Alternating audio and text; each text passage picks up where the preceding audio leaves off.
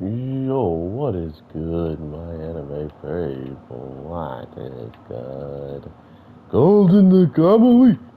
Um, this show has been expected to be brutal, but to be fair, it's one of those shows where you just can't read it, man. Like, you'll go in thinking it's about to be one thing, and it completely flips the script and is something different than I imagined it would be, to the point where this week's episode is straight up making a movie. Um, and you could say it's filler all you want, but to know that our main character actually gets to see her father and her mother, I don't really know if that's a filler episode, right? Like those are some big steps in her life to find out what her mother even looked like when she was a baby, um, and she was with her. It also kind of just gives us a date on closer when that stuff happened, right? Like knowing that her mother was alive after childbirth is a pretty big thing. Knowing she may have been alive for when her daughter was becoming like one, two, or even three, just to an age where she could not remember her mother being prevalent. Um, that type of stuff is really big because it definitely adds to the mystery of what happened to her.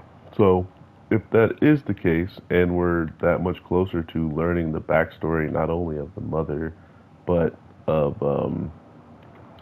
times and what was going on around the father and them, it definitely would be welcoming, to say the less, to see that. So, let me know what y'all are thinking when it comes to the mother of Aspa and where you think that's gonna go. But yeah, this movie was hilarious. I do think it was a little bit focused on that comedy stuff. So if you're not a fan of how some of their comedy is, you're probably not gonna love this episode. There's a lot of pee pee talk.